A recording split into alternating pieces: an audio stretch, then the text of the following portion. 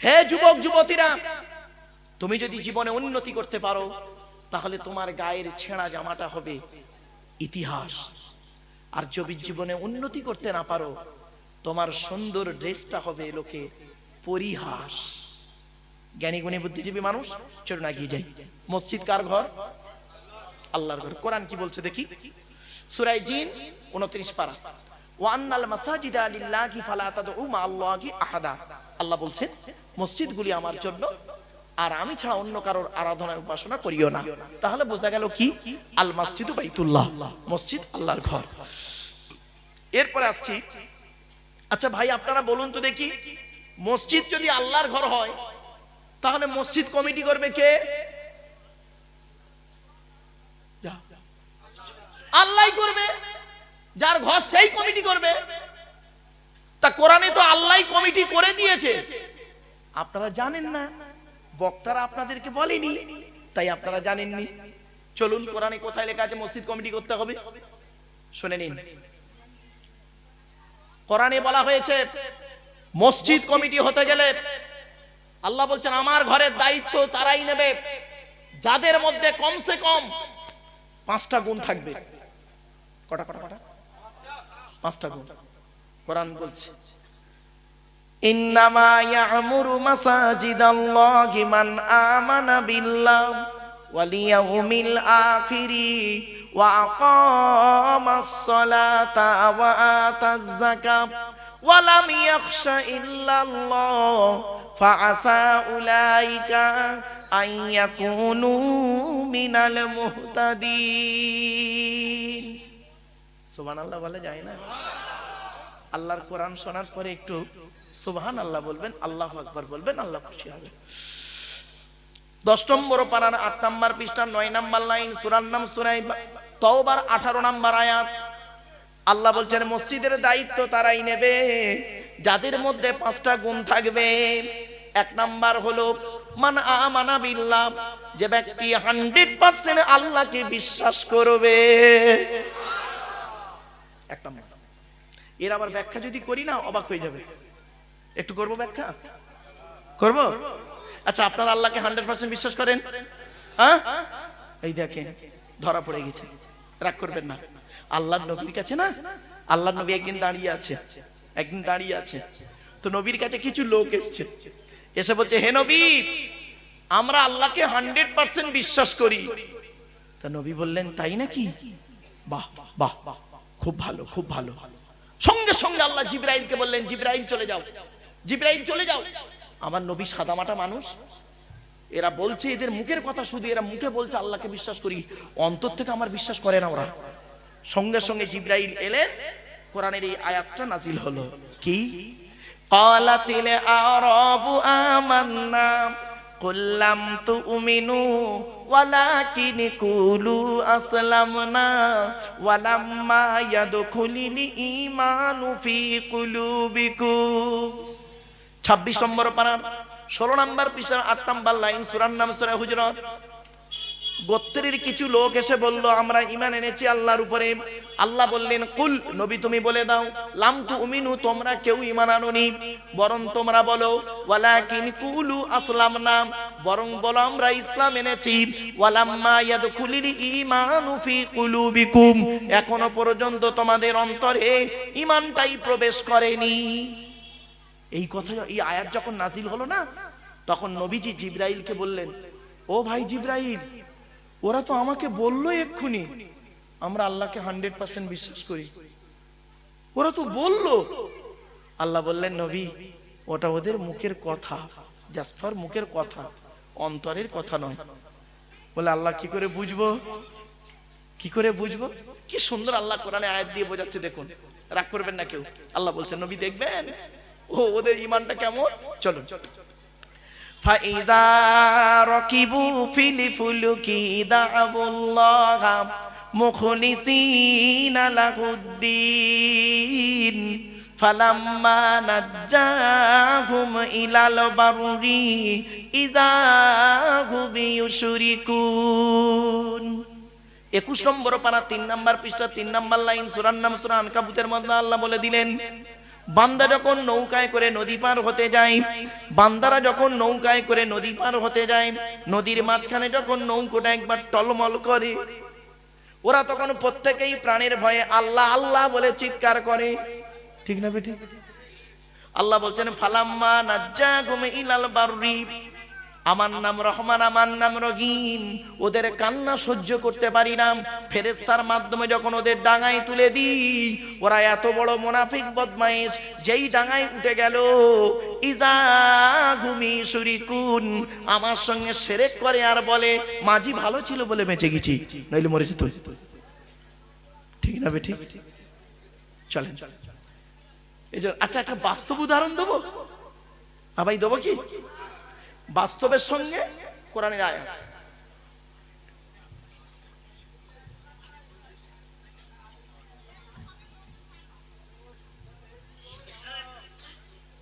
আমার মা বোনের একটু আস্তে, মায়েরা বোনের একটু আস্তে।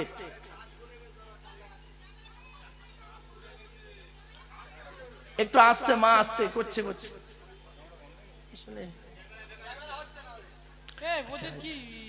মামা মা একটু আস্তে, মা হচ্ছে হচ্ছে করছে, করে দিচ্ছে।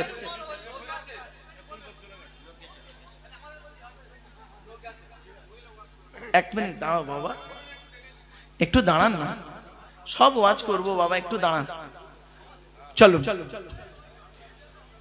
এরপরে আমরা এতক্ষণ আলোচনা করছি আল্লাহ, তাই তো নাকি? বলুন না। আরে যার আলোচনা করছি তার পরিচয় তো জানি না।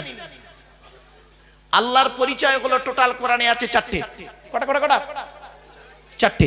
কি কি? আল্লাহ নিজেই বলছেন, কুল নবী তুমি বলো, হুয়াল্লাহু আহাদ, সে আল্লাহ হলেন একক। 2 নাম্বার আল্লাহুস সামাদ, আল্লাহ হলেন অমুখপেক্ষী, আল্লাহ কারোর মুখপেক্ষী নন, সারা পৃথিবী তার মুখপেক্ষী। 3 নাম্বার লাম ইয়ালিদ ওয়া লাম ইউলাদ, আল্লাহ কাউকে জন্ম দেয়নি, আল্লাহকেও কেউ জন্ম দেয়নি। 4 number, it is very very important, ওয়ালাম ইয়াকুল লাহু কুফুয়ান আহাদ, আল্লাহর সমকক্ষ কেউই নেই। এই হলো আল্লাহর চারটে পরিচয়। যতদিন আপনারা বেঁচে থাকবেন পৃথিবীতে, দয়া করে এটা মনে রাখবেন, আল্লাহর পরিচয় কোরআনে আছে চারটে। এই কুল হুয়াল্লাহ সূরা। আচ্ছা এই যে সূরাটি আমি পড়লাম, এই সূরাটি আপনাদের অনেকের মুখস্থ নেই, তা আমি আবার পড়লাম কি করতে? চারটে কারণ। 1 নাম্বার, এই সূরাটি যে আল্লাহর পরিচয় সেটা জানিয়ে দিলাম। 2 নাম্বার পয়েন্ট, এই সূরাটির মধ্যে,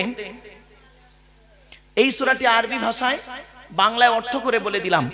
3 নাম্বার হলো এই সূরাটির মধ্যে 4টে ধর্ম বেরিয়েছে, ইসলাম, ইহুদি, খ্রিস্টান, মুশরিক। 4 নাম্বার পয়েন্ট, এই সূরাটি আল্লাহর নবী বলেছেন, কোন ব্যক্তি যদি 3 বার কুল হুয়াল্লাহ সূরা পাঠ করে, কবার 3 বার কুল হুয়াল্লাহ সূরা যদি পাঠ করে, ওই ব্যক্তির আমলনামায় 1 খতম কোরআন শরীফ পড়ার সওয়াব আল্লাহ লিখে দেবে। আপনি কি ভাবছেন? চলো, এরপরে আল্লাহ বলছেন, তো দেহের মধ্যে আমি 4টে জিনিস দিয়েছি গুরুত্বপূর্ণ। আজ আমি আপনাদের অনুরোধ করে বলে যাচ্ছি, নারী পুরুষ উভয়কেই বলছি, আমাদের দেহের মধ্যে মা বোনরা শুনে নিন, 4টে জিনিস আল্লাহ দিয়েছে গুরুত্বপূর্ণ। বাড়িতে গিয়ে আজকে 4টে জিনিসকে যত্ন করবেন। 1 number brain, 2 number heart, 3 number liver, 4 number kidney. Allah বলছে ব্রেন দিয়েছি ভালো চিন্তা করবি, লোকের গোঁজা মারামারি চিন্তা করিসনি। 2 নাম্বার আল্লাহ বলছেন হার্ট দিয়েছি, হার্টটাকে যত্ন করবি, ব্লক না হয়ে যায়। 3 নাম্বার হলো লিভার, তো লিভারটা দিয়েছি যত্ন করবি। এই পৃথিবীতে 2টো খাবার তৈরি করেছি লিভারকে ঠিক রাখার জন্য। 1 নাম্বার হলো পেঁপে, পেঁপে কি বললাম? পেঁপে। আর 2 নাম্বার হলো বাতাবি লেবু। এরপর আল্লাহ বলছেন 4 নাম্বার অর্গানটার নাম হলো কিডনি। আমি 2টো দান করেছি তোকে, ছাকনি, কিডনি। একটা যদি কোনো মতেই খারাপ হয়ে যায়, আরেকটা দিয়ে তুই কাজ চালিয়ে নিতে পারবি। আর দুটোই যদি খারাপ হয়ে যায়, বাঁচার আশা ছেড়ে দিবি, ডায়ালিসিস করতে করতে মাল শেষ। ঠিক না বেটি? এরপরে আল্লাহ বলছেন, তো দেহের মধ্যে আমি 9টা ছিদ্র দিয়েছি। কটা কটা কটা? আমাদের টোটাল দেহের মধ্যে 9টা ছিদ্র আছে। এই 9টা ছিদ্রের যে কোনো একটা ছিদ্রের মাধ্যমে ফেরেশতার দ্বারা আল্লাহ আত্মা বের করে নেয়। 9টা ছিদ্র কি কি শুনে নিন। 2 চোখ, 2 নাক, 2 কান, একটা গাল, 7টা, সামনে পেছনে। অনেক মানুষ মারা গেছে দেখবেন আপনাদের গ্রামে, কি নারী কি পুরুষ, অনেক নারী পুরুষ মারা গেছে দেখবেন, গিয়ে দেখবেন লোকটা মরে গেছে, পেশাব ফিরে ফেলেছে, বুঝে নেবেন আল্লাহ ওর আত্মাটা পেশাবের রাস্তা দিয়ে বের করেছে। কোথায় আছেন? ওয়াজটা কি জানেন? ওয়াজটা চিৎকার চেঁচামেচির নাম নয় বাপ, ওয়াজটা হলো কি জানেন? শুনে বুঝে প্র্যাকটিক্যাল করার নাম হলো ওয়াজ। শুনতে হবে, বুঝতে হবে, আর কাজে পরিণত করার নাম হলো ওয়াজ। কত মানুষ মারা গেছে দেখবেন আপনাদের গ্রামে, লোকটা মরে গেছে, পায়খানা ফিরে ফেলেছে, বুঝে নেবেন আল্লাহ আত্মাটাকে ওর পায়খানা রাস্তা দিয়ে বের করে নিয়েছে। কত মানুষ মারা গেছে দেখবেন, লোকটা মরে গেছে, চোখটা চেয়ে আছে। কত মানুষ দেখবেন মরে গেছে, লোকটা মরে গেছে, গালটা হাঁ করে আছে। কত মানুষ দেখবেন মরে গেছে, ঘাটটা বেঁকে আছে, হাতটা খেঁচে আছে। আবার কত মানুষ দেখবেন মরে গেছে, দেখলে মনে হবে লোকটা ঘুমিয়ে আছে। কিভাবে মরতে চান? যদি ঈমান নিয়ে কবরে যেতে চান, দয়া করে কোরআন হাদিসের কিছু কথা শুনে আমল করে বাড়ি যান। চলুন, আপনাদের এলাকায় কোনো মানুষ মারা গেলে, কোনো মানুষ মারা গেলে আপনারা কি করেন? তাকে গোসল দিয়ে, কাফন পরিয়ে, জানাজা পড়িয়ে, মাটি দিয়ে চলে আসে, তাই তো নাকি বাবা? আরে ভাই কথা বলুন না একটু। 20 দিন পর, কতদিন? 20 দিন পরে কবরের দুটো বাঁশ সরিয়ে দেখেছেন মালটা কেমন আছে? দেখেন, একবার দেখবেন ব্রেনটা পাল্টে যাবে। বাবা আমার গাড়িটা তো ভেতরে ঢোকেনি, আনিনি, রোডে আছে, আমার গাড়ির সামনে একটা বোর্ড লাগানো আছে, দেখবেন ওয়ার্ল্ড হিউম্যান রাইটস কাউন্সিল, বিশ্ব মানবাধিকার পরিষদ, ওয়ার্ল্ড হিউম্যান রাইটস কাউন্সিলের আমি একজন ন্যাশনাল প্রেসিডেন্ট দিল্লিতে, এবং ফরেনসিক ইনভেস্টিগেশন কুইজের সঙ্গে আমি জড়িত। বাপ বাস্তবটাই বলে যাচ্ছে কচুয়া কাপুরের মানুষকে, একটু বসে মূল্যায়ন করুন। মানুষ যখন মারা যায়, মাটি দিয়ে আসার পর 72 ঘন্টা পর থেকে সর্বপ্রথম ওর দেহের যে অঙ্গটা পচন ধরে, সেই অঙ্গটার নাম কি জানেন? নাক। নাক, নাক। এজন্য মানব দেহ যখন গরম হয়, সর্বপ্রথম ঘামে কোনটা? নাক। কি ভাবলেন? এরপরে আসছি 6 থেকে 8 দিন পর মাথার চুলগুলো, গায়ের লোমগুলো, হাতের নখগুলো খসে খসে পড়ে যায়। 8 থেকে 10 থেকে 12 দিন পর মাথার ব্রেনটা পচে গিয়ে নাক দিয়ে, কান দিয়ে, গাল দিয়ে গড়াতে থাকে। 18 থেকে 20 দিন পর পেটটা ফেটে যায়, পোকায় তৈরি হয়। 2 মাস পর সমস্ত চামড়া মাংস পোকায় খেয়ে নেয়, ফ্রেমটা পড়ে থাকে। 6 মাস পর হাড়গুলো আলাদা হয়। 1 বছর পর দেহের কিছু হাড় ছাড়া বাকি হাড় পোকায় খেয়ে নেয়। কোথায় গেল সুন্দরী নারীরা? ও সুন্দর যুবকেরা, তোমাদের দেহ কোথায় গেল? মনে রেখো, মাটির দেহ মাটি হবে, পুড়ে হবে ছাই। এ দেহ পচা দেহ, গরব কিসের ভাই? বাড়ি থেকে ভাববেন একটু।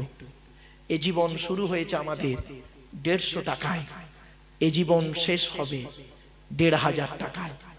আমার এক বন্ধু কলেজের প্রফেসর, একসঙ্গেই পড়াশোনা করতাম, তো আমি এই ওয়াজটা যখন করেছি লেকচার দিতে গিয়ে, যে এ জীবন শুরু হয়েছে আমাদের 150 টাকায়, এ জীবন শেষ হবে 1500 টাকায়। তখন বন্ধুটা আমাকে বলছে অতগুলো লোকের সামনে, ভাই এটা কি করে হলো? আমি প্রফেসর, আমার বউ প্রফেসর, আমার বাপ প্রফেসর, মা প্রফেসর। আপনি তো জানেন আমরা বাড়িতে 4 জন কলেজের প্রফেসর। 4 জনের মাইনে একত্রিত করলে 1 মাসে 5 লাখ টাকার উপরে হয়। আপনি বললেন জীবন শুরু হয়েছে আমাদের 150 টাকায়। অতগুলো মানুষের সামনে উদাহরণটা দিয়েছিলাম, একটু শুনে নিন। বলেছিলাম, বন্ধু যেদিন মায়ের পেট থেকে এসেছিলেন সেদিন সব থেকে দামি কাপড়টা কে কিনে দিয়েছিল? তো বলছে আমার আব্বা। কত দাম ছিল? বলছে 1 থেকে 150 টাকা। আমি বললাম কাপড়টা নিজে পরতে পেরেছিলে? বলছে না। আল্লাহ বলছে আব্দুল্লাহ গিল মারুফ, জীবনের প্রথম কাপড় তুই নিজে পরতে পারলি না, অন্যই তোকে পরিয়ে দিল, তার দাম হলো 1 থেকে 150 টাকা। এই জীবন শুরু হলো তোর 150 টাকা। আর যেদিন মারা যাবি, যেদিন মারা যাবি, যদি লাশটা পাওয়া যায়, যদি লাশটা পাওয়া যায়, লাশ যদি পাওয়া না যায় তো হয়ে গেল।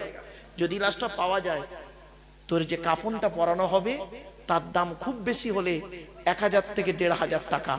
তুই নিজে পড়তে পারবি না, অন্যেই তোকে পরিয়ে দেবে। কি দাঁড়ালো?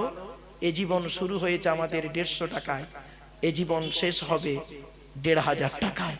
আর বাকি যা হাত, চোখ, কান, নাক, মুখ, ব্রেন, বিবেক, বুদ্ধি দিয়ে জায়গা, জমি, গাড়ি, বাড়ি, বিল্ডিং, বালাখানা করেছেন, ওই গীতার সারাংশ হয়ে গেছে। গীতার সারাংশ, গীতার সারাংশ কি জানেন? শুনে নিন। যা হয়েছে তা ভালোই হয়েছে, যা হচ্ছে তা ভালোই হচ্ছে, যা হবে তা ভালোই হবে। কি হারিয়েছে তোমাদের কাঞ্চ? কি হারিয়েছে কাঞ্চ? স্বামী স্ত্রী ঝগড়া হয়েছে কাঞ্চ, বাপ বেটা ঝামেলা হয়েছে কাঞ্চ, শরীরটা খুব অসুস্থ কাঞ্চ, ব্যবসায় লস হয়ে গেছে কাঞ্চ। যা নিয়েছো এই পৃথিবী থেকেই নিয়েছো, যা দিয়েছো এই পৃথিবীতেই দিয়েছো। যেটা আজকের তোমার আছে, গতকাল সেটা অন্যের ছিল, আজ তোমার আছে। তুমি আজ মারা যাও, আগামী কাল সেটা অন্যের হয়ে যাবে। বাড়ি থেকে একটু ভাববেন, আল্লাহ আমাদের দুটো হাত দিয়েছে না বাবা, হ্যাঁ, দয়া করে হাতগুলো একটু ছেড়ে দেন তো, ছেড়ে দেন না। প্রত্যেকের হাতগুলো দেখুন, আমার দিকে তাকান, আঙুলগুলো মোড়া দেখুন। কারোর হাত এমন নেই, প্রেসার দিলে এমন হবে, দেখুন প্রেসার দিলে এমন হবে, নইলে এমন। দেখুন কেন আঙুলগুলো মোড়া কেন? কোনদিন ভাবেননি। শুনেন, আদম নবীকে আল্লাহ যেদিন তৈরি করে, আদমের হাত দুটো ছিল মুঠো মারা। এই জন্য ন্যাচারালি প্রত্যেক বাচ্চা মায়ের পেট থেকে যখন আসে তাদের হাতগুলো মুঠো মারা অবস্থায় থাকে। তো আল্লাহ পাক আদমকে বললেন, আদম হাত দুটো খোলো। তা আদম হাত দুটো খুলেছে। খুলতে বাম হাতের তলায় নারী আর পুরুষ, ডান হাতের তলায় নারী আর পুরুষ। তা আদম আল্লাহকে বলছে, আল্লাহ এরা কারা? আল্লাহ বললেন, আদম ওরা সব তোমার ছেলে মেয়ে। তখন আদম আল্লাহকে বলছে, আল্লাহ এরা যদি আমার ছেলে মেয়ে হয় তাহলে দুই হাতের তলায় কেন করলেন? ডান হাত বাম হাত করলেন কেন? এক হাতের তলায় করলে ক্ষতি কি ছিল? আল্লাহ বললেন, আদম বাম হাতের তলায় যাদের দেখতে পাচ্ছ ওরা সব জাহান্নামী, আর তোমার ডান হাতের তলায় যাদের দেখতে পাচ্ছ ওরা সব জান্নাতি। এখানে বসে বসে আপনি ভাবুন, এখানে বসে বসে মূল্যায়ন করুন কচুয়া খাপুরের মানুষ, আপনার তকদিরটা আদমের বাম হাতের তলায় আছে না ডান হাতের তলায় আছে কোনো গ্যারান্টি দিতে পারবেন না। সারা জীবন লোকটা নামাজ পড়েছে, সারা জীবন রোজা রেখেছে, মরণের 2 বছর আগে, মরণের 2 বছর আগে ব্রেনটা হয়ে গিয়ে পাগলা হয়ে গিয়ে নিজের পায়খানা নিজে খেয়ে মরে গেল। আবার দেখবেন লোকটা সারা জীবন নামাজ রোজা করেনি, কিচ্ছু করেনি, মরণের আগে কোন এক আল্লাহওয়ালা লোকের পাশে থেকে, হাক্কানি আলেমদের পাশে থেকে নিজেও আল্লাহওয়ালা হয়ে কবরে গেছে। কি ভাবলেন? যেদিন মায়ের পেট থেকে এসেছিলাম না আমরা, প্রত্যেকের একটাই নাম দেয়া হয়েছিল, কি জানেন? বেবি। কি বললাম? কি বললাম? বেবি। দেখবেন ডাক্তাররা লেখে বেবি, আর ব্র্যাকেটে লেখে এম আর এফ, বেটা মেল আর ফিমেল ব্র্যাকেটে লেখে, নাম লেখে না, ডাক্তাররা নাম লেখে না, বেবি বলে লিখে দেয়। আমরা প্রত্যেকে যেদিন মায়ের পেট থেকে এসেছিলাম, ছেলে মেয়ে নারী পুরুষ, ডাক্তাররা একটাই নাম দিল, বেবি বেবি। আর যেদিন আমরা সবাই মরে যাব সকলের একটাই নাম, কি বলুন তো? লাশ। কি বললাম? জোরে বলুন। আগে চলে গেছে বাঁশ, রাগ করবেন না। বাঁশ 2 রকমের হয়, একটা বাঁশ যায় চাপা দেওয়ার জন্য, আর আরেকটা বাঁশ যায় পেটাই দেওয়ার জন্য। শ্মশানে কোনোদিন মরা পড়ানো দেখেছেন? হ্যাঁ? আর মাটি দিতে কোনোদিন দেখেছেন? কবর দিতে? তা একটা বাঁশ যায় কি চাপা দেওয়ার জন্য, আর একটা বাঁশ যায় পেটাই দেওয়ার জন্য। যে ঘরটায় থাকবেন সেই ঘরটার নাম হলো কবর। কবর 4টে কথা বলে। 1 নাম্বার কবর বলে, আমি কবর দরজা জানালা ছাড়া ঘর। আজ আপনারা বাড়ি যাবেন, দয়া করে বাড়িতে গিয়ে দরজা জানালা বন্ধ করবেন, লাইট ফ্যান এসি বন্ধ করবেন। 24 ঘন্টা থাকার পরে অনুভব করতে পারবেন কবর কি জিনিস। 2 নাম্বার কবর বলে, আমি কবর সাপ বিচে পোকামাকড়ের ঘর। তোর এই সুন্দর দেহটাকে খাবার জন্য পর্যাপ্ত পরিমাণ সাপ বিচে পোকামাকড় আমার কাছে প্রস্তুত। এমন দেহ তুই পৃথিবীতে করে আয়।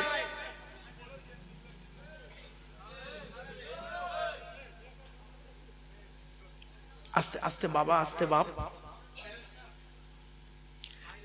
আল্লাহ বাপেরা 2 নাম্বার কবর বলে, মা বোনেরা শুনে নিন, 2 নাম্বার কবর বলে আমি কবর।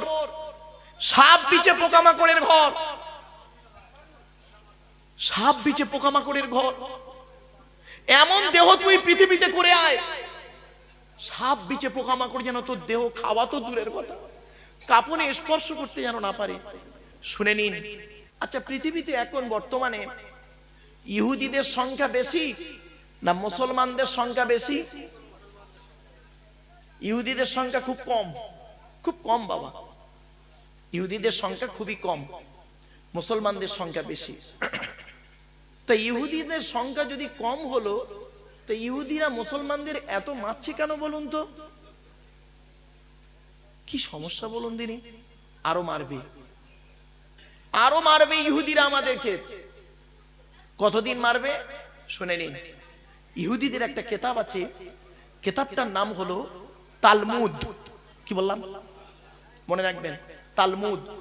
ওই কিতাবে লেখা আছে, হে ইহুদিরা, হে ইহুদিরা, তোমরা মুসলমানদের সঙ্গে সেই দিন থেকে হেরে যাবে, মুসলমানদের সঙ্গে সেই দিন থেকে হেরে যাবে, পারবে না। কোন দিন?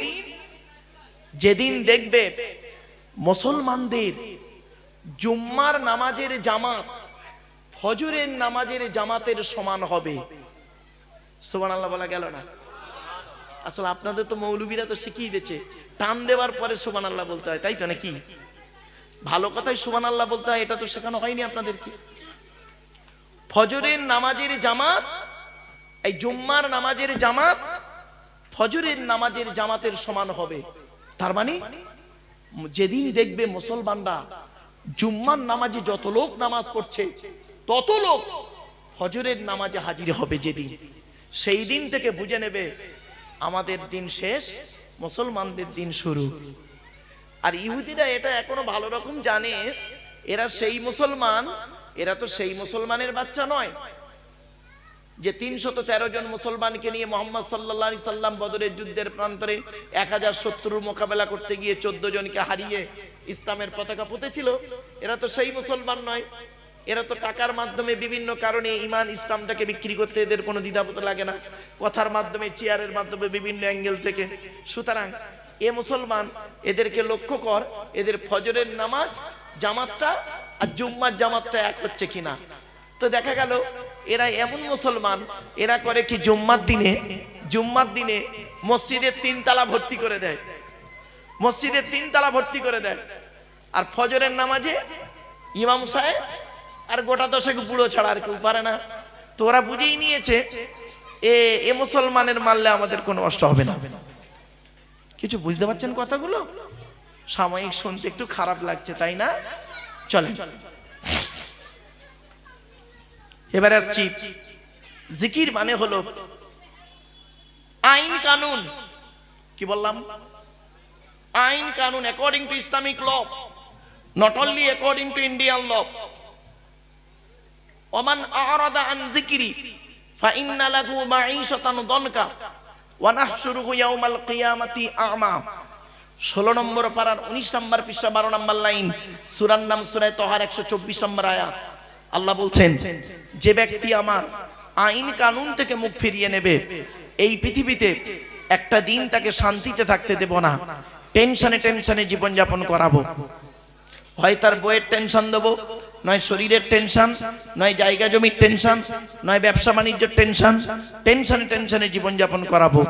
ওয়া নাহশুরুহু ইয়াওমাল কিয়ামাতি আমা, আর কিয়ামতের মাঠে ওকে অন্ধ করে তুলবো। ক্বালা রাব্বি লিমা হাশারতানি আমা, ওই ব্যক্তি কিয়ামতের মাঠে অন্ধ অবস্থায় উঠে কি বলবে? আপনি আমাকে কেন অন্ধ করে তুলেছেন? ওয়াকাদ কুনতু বাসীরা, আমি তো দুনিয়াতে দেখতে পেতাম। আল্লাহ তখন বলবেন, ক্বালা কাযালিকা আতাতকা আয়াতুনা ফানাসিতাহা ওয়া কাযালিকাল ইয়াউমা তুনসা, পৃথিবীতে যখন কোরআনের আয়াত তোমাদের কাছে পৌঁছেছিল তুমি ওটা ভুলে গিয়েছিলে, আজকের দিনে আমি আল্লাহ তোমাকে ওই রকম ভুলে গিয়েছি। জ্ঞানী গুণী বুদ্ধিজীবী মানুষ বাড়ি থেকে একটু ভাববেন। চলো, তাই কলেমায়ে তৈয়্যিবা যখনই পড়বেন লা ইলাহা ইল্লাল্লাহ বলবেন। লা ইলাহা ইল্লাল্লাহ বলে সর্বনাশটা ডেকে আনবেন না। মুহাম্মাদুন বাশারুন লাইসা কাল বাশারি ইয়াকুতুন হাজারুন লাইসা কাল হাজারি বালাগাল উলা বিকামালিহি কাশাফাদ দুজা বিজামালিহি হাসুনাত জামিউ খিসালিহি সাল্লু আলাইহি ওয়া আলিহি।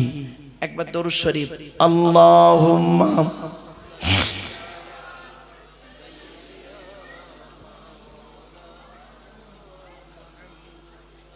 ওয়া আলা আলি সাইয়্যিদিনা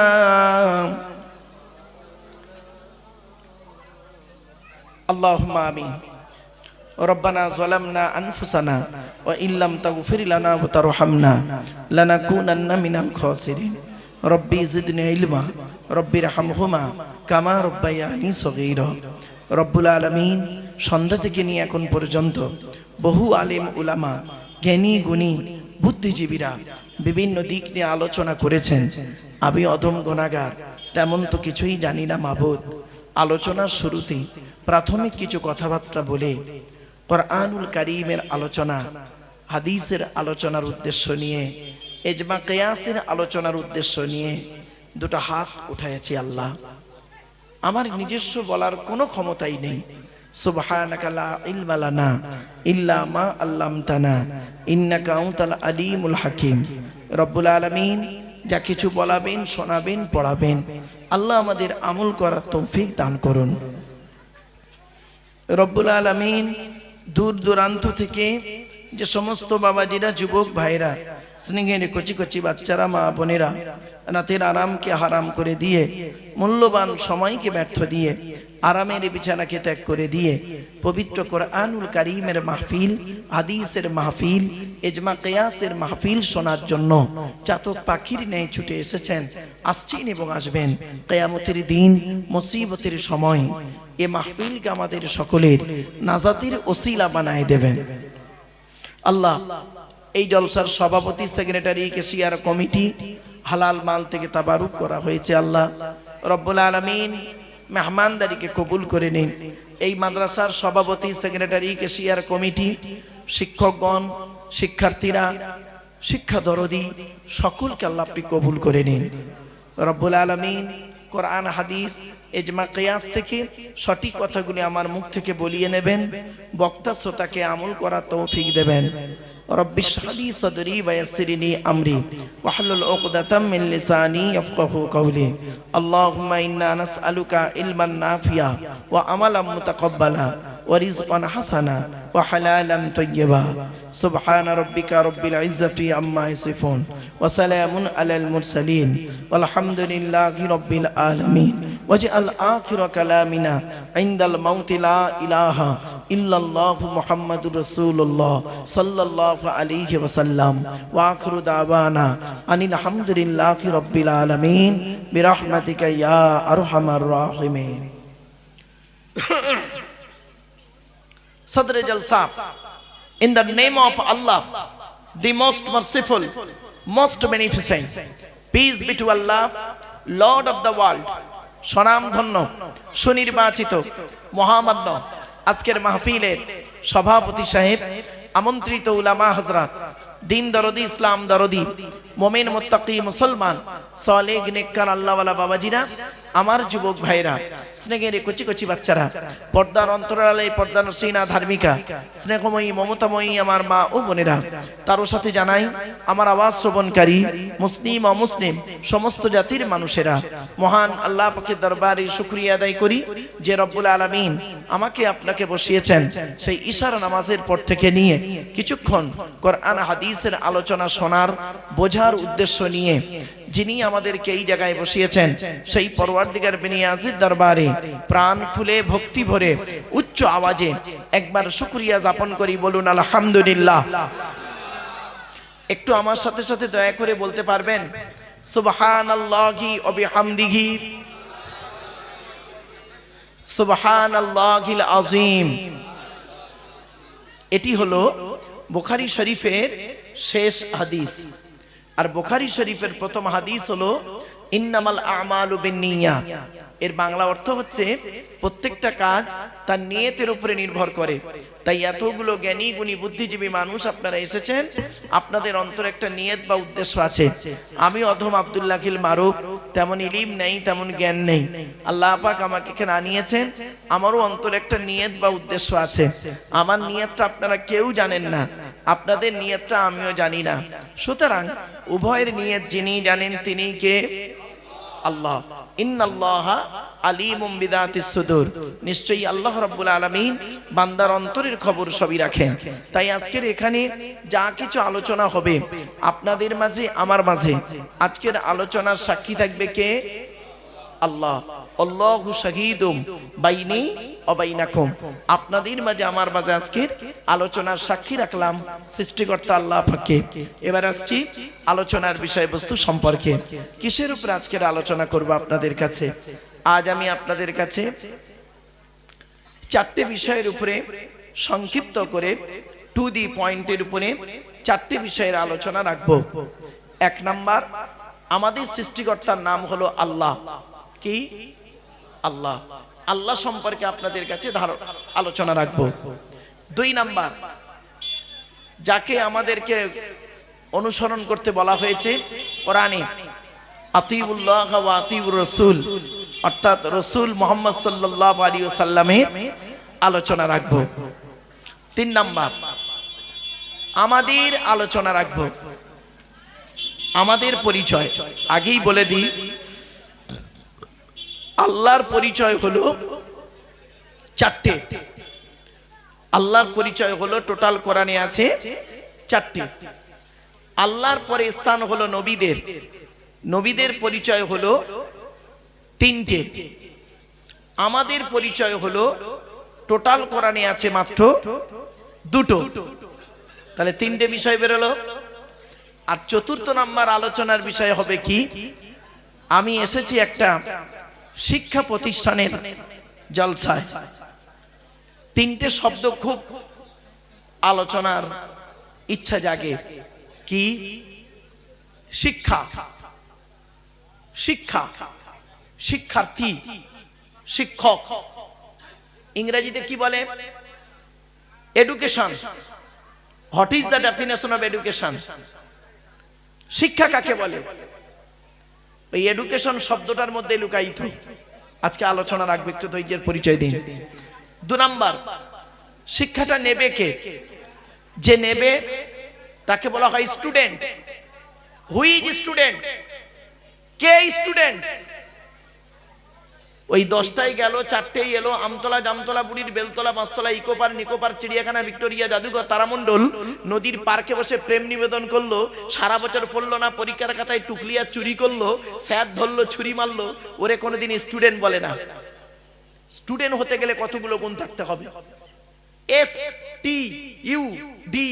STUDENT, এক একটা লেটারে এক একটা গুণাগুণ আছে। একটু ধৈর্যের পরিচয় দিন। শিক্ষাটা দেবে কে? যিনি দেবেন তাকে বলা হয় টিচার। Who is teacher?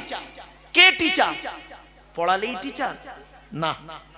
ওই 10টাই গেল, 4টেই এলো, 1 তারিখে মাইনে তুললো না। TEACHER, এক একটা লেটারের এক একটা গুণাগুণ আছে, তবেই তাকে টিচার বলে। প্লিজ অ্যাটেনশন, একটু ধৈর্যের পরিচয় দিন, আলোচনাটুকু করার সুযোগ দিন। আজকে আমাদের 4টে পর্ব আলোচনা শুরু করার আগে একটা ছোট্ট আলোচনা করব, খুচরো আলোচনা। এই আলোচনাটা খুবই ইম্পর্টেন্ট বলে আমি মনে করছি। আপনাদেরকে আমি অনুরোধ করছি, হাতে ধরে বলছি, অনুরোধ করছি। আমি আপনাদেরকে অর্ডার করছি না, আমি আপনাদেরকে অর্ডার করছি না, কারণ অর্ডার করার অনুমতি আল্লাহ আমাকে দেয়নি, অনুরোধ করার অনুমতি আল্লাহ দিয়েছে। অর্ডার করবেন কে? আল্লাহ। অর্ডার করবেন কে? নবী। আমরা তাহলে কি করব? আল্লাহর কথা, নবীর কথাটাকে আপনাদের কাছে অনুরোধ করতে পারি। ঠিক না বেঠিক? যে ভাই আল্লাহ এই বলেছে, নবী এই বলেছে, আপনি করুন, তাহলে আপনার লাভ হবে। এতটুকু ছাড়া আমাদের কোনো ক্ষমতা নেই। শুনে নিন। তা আমি আপনাদেরকে অনুরোধ করছি, কচুয়া খাঁপুর, স্যার বললাম ঠিক তো? হ্যাঁ, দুটো গ্রাম একসঙ্গে নাকি? আচ্ছা আচ্ছা, ওখানে লেখা আছে কচুয়া খাঁপুর, দুটো লেখা আছে দেখলাম ওই মাদ্রাসার গায়ে। তো কচুয়া খাঁপুরের মানুষের কাছে আমার করজোড়ে নিবেদন, আপনারা যখনই জলসা দেবেন দয়া করে তিনটি জিনিসকে ঠিক রাখবেন। তিনটি জিনিস কি? এক নাম্বার বক্তা, এক নাম্বার বক্তা, দু নাম্বার কমিটি, তিন নাম্বার শ্রোতা। বক্তার কি দেখবেন? বক্তার দুটো জিনিস দেখা দরকার। এক নাম্বার দেখবেন বক্তাটি সত্যিকারের আলেম কিনা, এডুকেটেড পারসন কিনা, শিক্ষিত মানুষ কিনা। দু নাম্বার কি দেখবেন? বক্তাটি শুধু ডিগ্রি থাকলে হবে না, বক্তাটি আমল আছে কিনা, বক্তাটি তার বাম্মার ভাত দেয় কিনা, বক্তাটি তার স্ত্রীর সঙ্গে ভালো আচরণ করে কিনা, বক্তাটি তার ছেলে মেয়ের দায়িত্ব পালন করে কিনা, বক্তাটি তার ভাই বোনের সঙ্গে সুসম্পর্ক রাখে কিনা, বক্তাটির চরিত্রটা ঠিক আছে কিনা। আমি বলিনি কথাটা, নবী বলছেন কুন আলিমান। নবী বলেন কুন আলিমান, হাক্কানি আলেম হও। হাক্কানি আলেম হতে পারোনি, ঠিক আছে, আও মুতাআল্লিমান, হাক্কানি আলেমের ছাত্র হও, তাও সুযোগ পাওনি, ঠিক আছে, আও মুস্তামিয়ান, হাক্কানি আলেমরা যেটা বলে মনোযোগ সহকারে শ্রবণ করো, আমল করতে থাকো, তাও সুযোগ পাওনি, ঠিক আছে, আও মুহিব্বান, হাক্কানি আলেমদেরকে অন্তর দিয়ে ভালোবাসো, ওয়ালা তাকুন খামিসান ফাতুহলিকু, 5 নাম্বারটা হতে যেও না, তাহলে ক্ষতিগ্রস্ত হয়ে যাবে। 4টে পয়েন্ট পেলাম। হয় আপনি জ্ঞানী হন, হয় আপনি জ্ঞানী হন, নইলে জ্ঞানীর ছাত্র হন, নইলে জ্ঞানী লোকেরা যেটা বলে ওটাকে ভালো করে শুনুন, প্র্যাকটিক্যাল করুন, আর নইলে জ্ঞানীদেরকে অন্তর দিয়ে ভালোবাসুন। চলো, এখন প্রশ্ন হলো হাক্কানি আলেম কে? কোন লোকটাকে আপনারা হাক্কানি আলেম বলবেন? খুলে বলে দিচ্ছি বাবা, কোরআনের আয়াত বললে আর হাদিস বললে হাক্কানি আলেম নয় বাপ। নামের পরে ডিগ্রি থাকলে হাক্কানি আলেম নয়। চলো, আল্লাহর নবী বলছেন আল্লাহু আজওয়াদু জুদান ওয়ানা আজওয়াদু বানি আদম ওয়াজাদুকুম বাদি রাজুলুন আলিমা ইলমান ফানাশরাকু ইয়াতি ইয়াউমাল কিয়ামাতি আমিরান ওয়াহিদা। আল্লাহর নবী বলেন আল্লাহ হলেন সবথেকে বড় দাতা, আল্লাহর পরে বড় দাতা হলাম আমি মুহাম্মদ সাল্লাল্লাহু আলাইহি ওয়াসাল্লাম। আমার পরে সবথেকে বড় দানশীল ব্যক্তি হলো কে জানেন? নবী বলছেন আমার পরে এই পৃথিবীতে সবথেকে বড় দানশীল ব্যক্তি হলো আকাশের নিচে জমিনের উপরে ওই আলেম, ওই জ্ঞানী লোক যিনি জ্ঞান অর্জন করেছেন, জ্ঞান মোতাবেক নিজে চলেছেন, সমাজের মানুষকে বলেছেন, তার জ্ঞান থেকে মানুষ উপকৃত হতে পেরেছে। ওই শ্রেণীর জ্ঞানী লোকেদেরকে কিয়ামতের মাঠে আল্লাহ পাক এক একটা দলের আমির করে তুলবে। কি ভাবলেন? মাইকের সামনে এসে কিছু বলে দেবার নাম বক্তা নয় বাবা। মাইকের সামনে এসে কিছু বলে দেবার নাম বক্তা নয়। 3টে জিনিস কোনোদিন ব্যাকে আসে না, সব সময় সামনের দিকে যায়। 1 নাম্বার, ধনুক থেকে তীরটা বের হয়ে গেলে ওই তীরটা আর কোনোদিন ব্যাকে আসে না। 2 নাম্বার, দেহ থেকে আত্মাটা বের হয়ে গেলে ওটা আর পৃথিবীতে রিটার্ন দেওয়া হয় না। 3 number, it is very very important, জবান থেকে কথা বের হয়ে গেলে ওটা আর কোনোদিন ব্যাকে আসে না। 1 ঘন্টা লেকচার দিতে গেলে 3 ঘন্টা স্টাডি করতে হবে। বাবা, কলেজ ইউনিভার্সিটির ছেলে মেয়ে পড়াই তো, বাস্তবে একটু এক্সপিরিয়েন্স রয়েছে, আর পেশাগত দিক থেকে একজন উচ্চ মাধ্যমিক আই মাদ্রাসার শিক্ষক আমি। বাস্তব জীবনটা তুলে ধরছি। 1994 সাল থেকে বক্তা জগতে তো শুরু করেছিলাম 1994 সালে, আর 2025 বিগত 31টা বছর কেটে গেল। ভারতবর্ষ, নেপাল আর বাংলাদেশ, বাস্তবটাকেই তুলে ধরছি। বাপ, আমাকে ভুল বুঝবেন না, অনুরোধ করে বলে যাচ্ছি। চলুন একটা একটা করে বলার সুযোগ দিন। 1 নাম্বার হলো বক্তা, 2 নাম্বার হলো কমিটি। জলসা কমিটি আলাদা, মসজিদ কমিটি আলাদা। জলসা কমিটি হতে গেলে বাবা, অনুরোধ করছি আপনাদের, অর্ডার করছি না, অনুরোধ করছি, 3টে গুণ থাকা দরকার। কি কি? 1 নাম্বার, সৎ হতে হবে। কি বললাম? শুধু জলসা কমিটি সৎ হবে আর আমরা সব অসৎ হবো না, সকলকে সৎ হতে হবে। তাহলে জলসা কমিটি উল্লেখ করলাম কেন? অ্যাটেনশন করানোর জন্য। চলো, সৎ কাকে বলে? কোন লোকটাকে সৎ বলে বলুন? আমাদের কনসেপ্টটা কি? আমাদের ধারণা হলো সৎ হলো ওই লোকটা যার গালে দাড়ি, মাথায় টুপি, 5 ওয়াক্ত নামাজ পড়ে, মাঝে মাঝে হজ ওমরা করেছে, ওই লোকটা সৎ। This idea is very wrong, it is my challenge. সৎ ও নয়, সৎকে নবী নিজে বলছেন, আমি বলিনি। বুখারীর হাদিস, আল্লাহর নবী একদিন সাহাবীদেরকে বললেন, তোমরা আমাকে 2টো জিনিসের গ্যারান্টি দিতে পারবে? কটা কটা কটা? 2টো।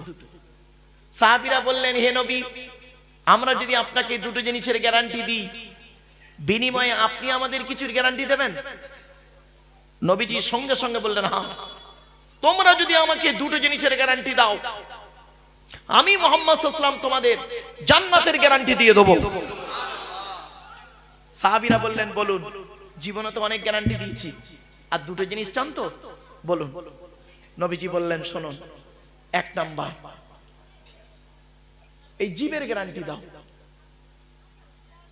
হারাম 2 ঠোঁটের মাঝখানে, হারাম খাবার খাওয়া থেকে জিভটাকে ঠিক করো, বাজে ভাষা বলা থেকে জিভটাকে ঠিক করো, পরনিন্দা পরচর্চা করা থেকে জিভটাকে ঠিক করো। 2 নাম্বার, 2 রানের বীজখানে, 2 রানের বীজখানে লজ্জাস্থানের গ্যারান্টি দাও। 2 ঠোঁটের মাঝখানে আর 2 রানের বীজখানে, এই 2টো জিনিসের গ্যারান্টি তোমরা আমাকে দাও, আমি তোমাদের জান্নাতের গ্যারান্টি দিয়ে দেবো। যান, বাড়ি চলে যান। এবার কেউ যদি বাড়ি যেতে চান যেতে পারে, আমার ওয়াজ শেষ। বাড়িতে গিয়ে দেখবেন, হয় ভদ্রলোকের নিচে খারাপ, নয় ভদ্রলোকের উপর খারাপ। ঠিক না বে ঠিক? যার 2টোই খারাপ ও জাহান্নামী, যার 2টোই ভালো ও একজন জান্নাতি। কোথায় আছেন আপনি? এই জন্যই মুহাম্মদ সাল্লাল্লাহু আলাইহি ওয়াসাল্লাম বলেছিলেন, the messenger of Allah, peace be upon him, said, the best among you those with good manner. নবী বলেন, তোমাদের মধ্যে উত্তম ব্যক্তি ওই লোকটা যার ক্যারেক্টার, চরিত্র ভালো, ওই লোকটাই হলো উত্তম ব্যক্তি। একজন উকিল, ব্যারিস্টার, মাস্টার, ডাক্তার, মোল্লা, মুনি সাহেব, পীর সাহেব, দরবেশ সাহেব, আমির সাহেব, মুফতি সাহেবের যদি চরিত্র খারাপ হয়, আর একজন টোটোওয়ালার চরিত্র যদি ভালো হয়, টোটোওয়ালাটাই হলো আল্লাহর কাছে প্রিয় ব্যক্তি। Many loss is something loss, health loss is nothing loss, but character loss is everything loss. মানুষের যদি টাকা চলে যায়, ইনকাম করলে টাকাটা আবার ফিরে আসবে। মানুষের যদি শরীর চলে যায়, ভালো মন্দ খেলে শরীরটাও ফিরে আসবে। কিন্তু বন্ধু, মানুষের যদি চরিত্র চলে যায়, চরিত্র কিন্তু আর ফিরে আসবে না। তাই নবী বললেন, 2 ঠোঁটের মাঝখানে, 2 রানের বীজখানে। জ্ঞানী গুণী বুদ্ধিজীবী মানুষ একটু বাড়ি থেকে ভাববেন। নাম্বার 2, বাবা, জলসা কমিটি হতে গেলে হালাল খাবার খেতে হবে। আচ্ছা, শুধু জলসা কমিটি হালাল খাবে না, সকলকে হালাল খেতে হবে। চলুন দেখি কোরআনে কয় শ্রেণীর লোককে আল্লাহ হালাল খেতে বলেছে, একটু দেখি। কোরআনে কয় শ্রেণীর লোককে আল্লাহ হালাল খেতে বলেছেন? 1 নাম্বার, নবী রাসূলদেরকে আল্লাহ হালাল খেতে বলেছেন। দলিলটা কোথায় আছে? 18 নম্বর পারা, 4 নাম্বার পৃষ্ঠা, 9 নাম্বার লাইন, সূরার নাম সূরা মুমিনুনের 51 নাম্বার আয়াত। আল্লাহ বলছেন নবী রাসূলদের হালাল খেতে। দেখুন, ইয়া আইয়ুহার রাসূল, ইয়া আইয়ুহার রাসূল কুলু মিনাত তাইয়্যিবাতি ওয়ামালু সলিহা। আল্লাহ বলছেন হে রাসূলগণ, হে রাসূলগণ, একটা রাসূল নয়, প্লুরাল, হে রাসূলগণ আপনারা সকলে পৃথিবীতে হালাল খাবার খান, ওয়ামালু সলিহা, পৃথিবীতে ভালো ভালো কাজগুলো করুন। আচ্ছা, নবী রাসূলরা হালাল খাবেন এটা আল্লাহ জানেন না? নবী রাসূলরা তো হারাম খাবেন না, আল্লাহ তো জানেন। তা তো তথাপি আল্লাহ বললেন কেন জানেন? যাতে করে উম্মতের মাথায় না ঢুকে যায় নবী মানে যা খুশি তাই। না, শুনে নিন কোরআনের আয়াত, 8 নম্বর পারা 10 নম্বর পৃষ্ঠা 9 নম্বর লাইন, সূরার নাম সূরা আরাফ। ফালানাসআলান্নাল্লাযীনা উরসিলা ইলাইহিম ওয়া লানাসআলান্নাল মুরসালিন। আল্লাহ বলছেন প্রত্যেক নবী রাসূলকে আমি কিয়ামতের মাঠে জিজ্ঞাসা করব, আপনাকে নবী করে পাঠিয়েছিলাম পৃথিবীতে, আপনি আপনার দায়িত্ব পালন করেছিলেন? আপনাকে রাসূল করে পৃথিবীতে পাঠিয়েছিলাম, আপনি আপনার দায়িত্ব পালন করেছিলেন? বাপেরা, নবী রাসূলদের যদি এই রকম প্রশ্নের সম্মুখীন হতে হয়, আমি আপনি কোন জায়গায় বসে আছি একটু ভেবে দেখুন। হে জ্ঞানী, হে জ্ঞানী, জ্ঞানের হিসাব নেওয়া হবে। হে জ্ঞানী, জ্ঞানের হিসাব দেবেন, জ্ঞানের হিসাব নেওয়া হবে আপনার থেকে আমার থেকে। হে ধনী, হে ধনী, অর্থের হিসাব নেওয়া হবে। হে যুবক, যৌবনের হিসাব দিতে হবে। বাড়ি থেকে ভাববেন। চলুন এবারে আসছি দ্বিতীয় নাম্বার কাদের হালাল খেতে বলেছে দেখি। আমরা যারা গালে দাড়ি মাথায় টুপি নিয়ে লজ্জাস্ত্রাগার চামড়া কেটেছি, গোমাংস ভক্ষণ করেছি, ঈদ বকরা ঈদের নামাজ পড়েছি, মাঝে মাঝে রোজা করেছি, আর রোজা করতে না পারলে ইফতারের মজলিসে বসে পড়েছি। রাগ করবেন না কেউ, রোজা করিনি, ইফতার করেছি, যাই হোক।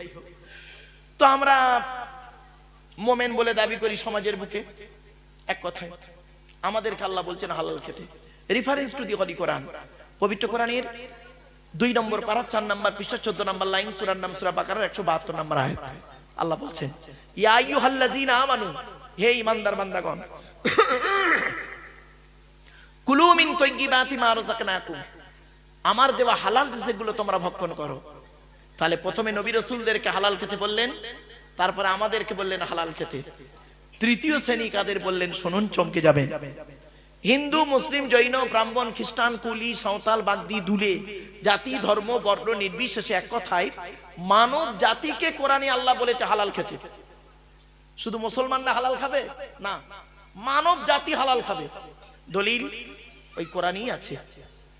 2 নম্বর পারার 4 নম্বর পৃষ্ঠার 8 নম্বর লাইন, সূরার নাম সূরা বাকারার 168 নম্বর আয়াত। ইয়া আইয়ুহান নাস, আল্লাহ বলছেন ইয়া আইয়ুহান নাস, হে মানব জাতি। এখানে হিন্দু মুসলিম কোনো ডিভাইডেড নেই।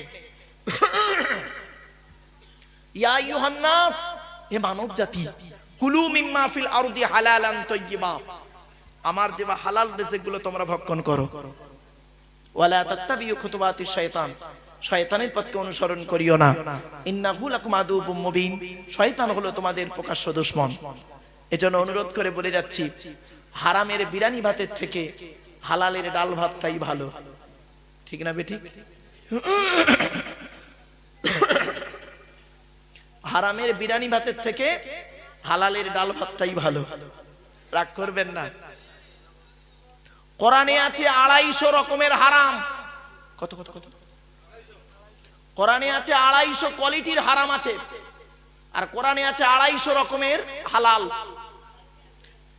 1000 আয়াত হলো বিজ্ঞান ভিত্তিক। আমরা তো কোরআন কিনে গবেষণা করিনি। এই কোরআন কিনে গবেষণা করছে কারা? America, London, France, Britain, Japan, Jordan, Germany ঠান্ডা করে বসে বসে কোরআন কিনে গবেষণা করছে। কারা করেছে? Humphry Davy, Michael Faraday, Einstein, Isaac Newton, doctor Maurice Bucaille, mister Cook, mister জাবিরিন, mister Campbell, Raja Rammohan Roy, Ishwarchandra Vidyasagar, Rabindranath Tagore, Acharya Jagadish Chandra Bose, Francis Drake, William স্কিথমুর, উইলিয়ামস হার্ভে, টমাস, জর্জ বার্নার, এরা কোরআন কিনে গবেষণা করলো। আর আমরা কিছু মৌলবি, সকলে বলে, সকলকে বলা ভুল হবে, আমরা কিছু মৌলবি এই কোরআনটাকে কিভাবে ইউটিলাইজ করলাম? তেল পড়া, পানি পড়া, ওয়াজ করা, খতম পড়া, তাবিজ পড়া, ঘর বন্ধ করা, আর নিজেদের মধ্যে মারামারি করা। কিরকম মারামারি দেখবেন, এই দেখুন, গোল টুপি, লম্বা টুপি, চেরা জামা, ফাড়া জামা, তবলিগ, ফুরফুরা, বেরেলি, ওয়াহাবি, জামাতে ইসলামী, আহলে হাদিস, বুকে হাত বাঁধা, নাভি নিচে হাত বাঁধা, জোরে আমিন বলা, আস্তে আমিন বলা, কিয়াম করা না করা, 8 রাকাত তারাবি, 20 রাকাত তারাবি, মোনাজাত করা না করা, ওর বলে কাফের, ওর বলে কাফের। ঠিক না বেটি? আফসোস, 1000-এর বেশি আয়াত হলো বিজ্ঞান ভিত্তিক। একটু ধৈর্যের পরিচয় দিন, চলুন একটা একটা করে বলে যাচ্ছি, বাবা একটু ধৈর্যের পরিচয় দিন। 3 নাম্বার হলো, জলসা কমিটি হতে গেলে বাপ 5 ওয়াক্ত নামাজি হতে হবে। ও বাবা, অনেক জলসা কমিটি আছেন সারাদিন জলসার জন্য সময় দেয়, আজকের হয়তো অনেকে এশার নামাজই পড়েনি। ভুল বললাম বুঝি না? কোরআনে আছে 82 জায়গায়, কোরআনে 82 জায়গায় বিভিন্ন অ্যাঙ্গেলে নামাজের কথা আছে। কত জায়গায় বললাম বাবা? 82 জায়গায় আছে নামাজের কথা বিভিন্ন অ্যাঙ্গেলে, আর 92 জায়গায় আছে লেখাপড়ার কথা। কত জায়গায় বললাম লেখাপড়ার কথা আছে? 92, 92। তো কোন সংখ্যাটা বেশি, 82 না 92? তাহলে লেখাপড়ায় পিছিয়ে কেন কচুয়া খাঁপুরের মানুষ? লেখাপড়ায় পিছিয়ে কেন? শত মূর্খ লয়ে আমি স্বর্গে নাহি যাব, দ্বাদশ পণ্ডিত নিয়ে পাতালেই রব। 100 জন মূর্খ মানুষকে নিয়ে স্বর্গে গিয়ে কোনো লাভ নেই, 12 জন শিক্ষিত লোককে নিয়ে নরকে থাকা অনেক ভালো। মূর্খ বন্ধুর থেকে শিক্ষিত শত্রু ভালো। যে জাতি লেখাপড়ায় পিছিয়ে, সে জাতি সব দিকে পিছিয়ে। ছেলেদেরকে যেমন মাধ্যমিক, উচ্চ মাধ্যমিক, বিএ পাস, এমএ পাস, আলেম, হাফেজ, মাস্টার, ডাক্তার, ইঞ্জিনিয়ার, প্রফেসর করাচ্ছেন, সাথে সাথে মেয়েদেরকেও মাধ্যমিক, উচ্চ মাধ্যমিক, BA pass, MA pass, আলেমা, হাফেজা, master, doctor, engineer, professor করাবেন। কারণ কি জানেন? ইংরেজিতে একটা কথা আছে, 1 mother's is equal to 100 teacher. একটা মা হলো 100 জন শিক্ষকের সমতুল্য। একজন পুরুষ যদি শিক্ষিত হয়, ও কেবল নিজেই শিক্ষিত হয়।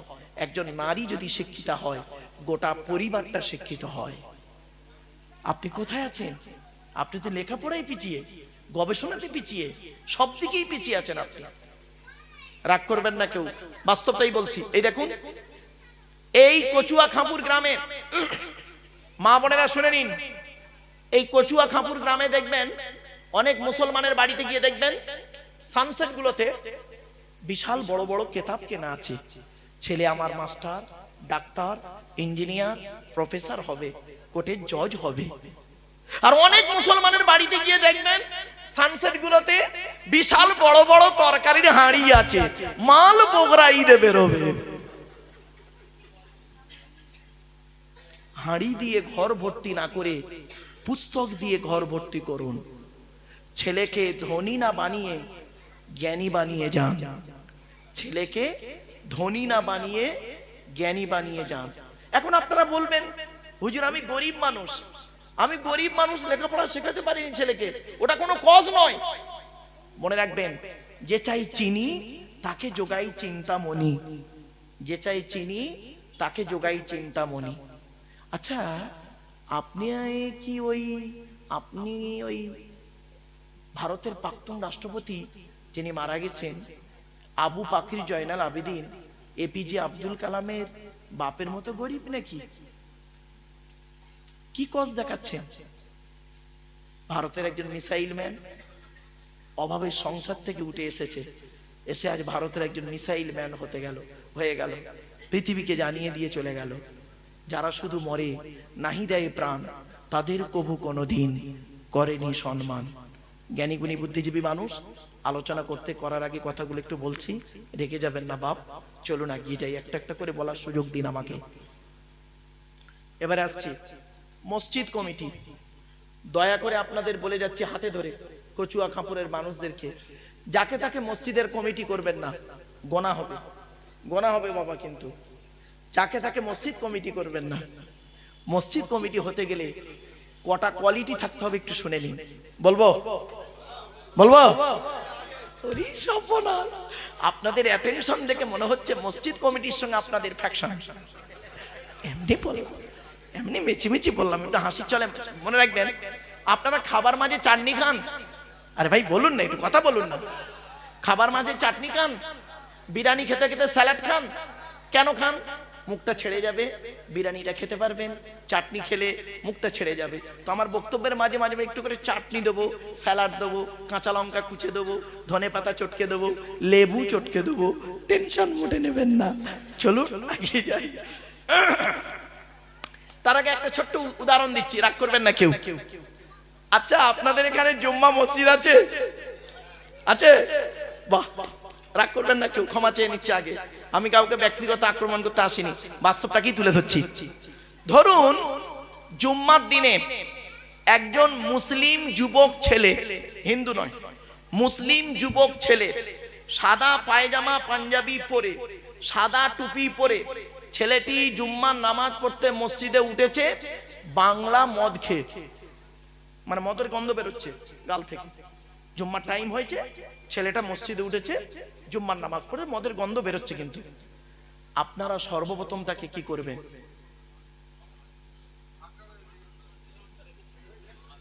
বের করে দেবেন। প্লিজ অ্যাটেন্ড বাবা, ডো নট লাফিং, হাসবেন না, একটু দাঁড়ান। আপনি ভাবলেন কি করে? আপনি ভাবলেন কি করে আমি এখানে ক্যাজুয়াল ওয়াজ করব? আমার পাশে একজন শিক্ষক, হেডমাস্টার বসে আছে, মঞ্চে উপবিষ্ট জ্ঞানী গুণীরা বসে আছে। আপনি ভাবলেন কি করে আমি ক্যাজুয়াল এখানে ওয়াজ করছি? কি ভাবলেন? চলুন এগিয়ে যাই। তো আপনারা তাকে কি করবেন? সাধারণত তাড়িয়ে দেবেন। ছেলেটি বের হতে না চাইলে মেরে বের করে দেবেন। ছেলেটির অপরাধ, মদ হারাম খাবার, মসজিদ পবিত্র স্থান, হারাম খাবার খেয়ে পবিত্র স্থানে উঠেছে, তাই তাকে বের করে দিলেন।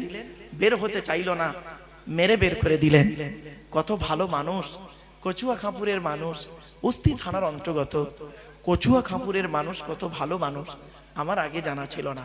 এই মুসলমান, মদখোরকে মসজিদ থেকে মেরে বের করে দিলে, আর সুদখোরকে মসজিদের সেক্রেটারি বানিয়ে দিলে। বাহ, কি আজীব ধর্ম! মদখোরকে মসজিদ থেকে মেরে বের করে দিলে, আর জেনাখোরটাকে মসজিদের সভাপতি বানিয়ে দিলে। আসলে আমরা এমন মানুষ, আমরা কেমন মানুষ জানেন? নিজের পাপের বাটখারা দিয়ে অন্যের পাপ ওজন করি। কিছু বুঝতে পারছেন আমার কথা? নিজে পাপ করে করে না, পাপের একটা বাটখারা করে ফেলেছি। নিজের পাপের বাটখারা দিয়ে নিজের পাপ কোনোদিন মাপিনি, অন্যের পাপ ওজন করি। আমরা এমন মানুষ না, দুধওয়ালা লোকের বাড়ি বাড়ি যায়, দুধ কিনে কেউ সহজে খেতে চায় না। মদওয়ালা দোকান দিয়ে সংগ্রামপুরে বসে আছে, মোটর সাইকেলে তেল পুড়িয়ে মদ কিনে খেয়ে মারামারি করে হাজি সাহেবের বেটা রমজান মাসে উস্তি থানার লকাবে চুম মেরে বসে আছে। দুধওয়ালা কোথায় গেছিল? ওর বাড়ি গেছিল, খাইনি। আমরা এমন মানুষ না, দুধওয়ালাকে বলি, এই দুধে পানি দিসনি তো, আর মদে পানি ঢেলে খাই। আমরা এমন মানুষ না, 100 টাকা চোরকে 100 টাকা চোরকে গাছে বেঁধে মারি, 1000 কোটি টাকা চোরকে স্টেজে তুলে ফুলের তোড়া দিয়ে সংবর্ধনা জানিয়ে স্যালুট জানাই। ঠিক না বেটি? আমরা এমন মানুষ না, চালনি বোঝেন? চালনি, চালনি, ওই আটা চালে স্যার কি বলে মা বোনেরা? চালন, চালা, চালা, চালা, আমি খালি চালনি বলি, যাই হোক, চালা, চালা। আচ্ছা, চালার পিছনে ছিদ্র কটা? অসংখ্য। আর সূচের পিছনে ছিদ্র কটা? একটা, একটা। তো চালা একদিন সূচকে বলছে, কে বলছে? কে বলছে? চালা। কাকে বলছে? সূচকে বলছে। চালা একদিন সূচকে বলছে, এই তোর পিছনে ছিদ্র কেন রে? তা সূচ কি উত্তর দেবে বলুন?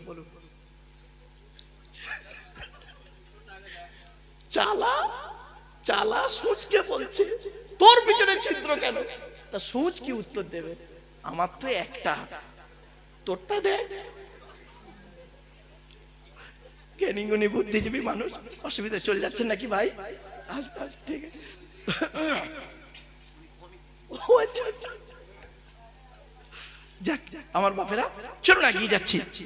তো আসি মসজিদ কার, শুনে নিন। এই যুবক ছেলেরা শুনে নাও, যুবকদেরকে বলছি, তুমি যদি জীবনে প্রতিষ্ঠিত হতে পারো, এই যুবক ছেলেরা শুনে নাও, যুবতী মেয়েরা শুনে নাও, তুমি যদি জীবনে প্রতিষ্ঠিত হতে পারো, তোমার ছেঁড়া জামাটা হবে ইতিহাস। আর জীবনে যদি প্রতিষ্ঠিত হতে না পারো, সুন্দর পোশাকটা হবে জনগণের পরিহাস। কি বললাম বাবা? ইতিহাস আর পরিহাস, এই দুটো শব্দ মনে রাখুন। ইতিহাস আর পরিহাস, পরিহাস মানে ঠাট্টা।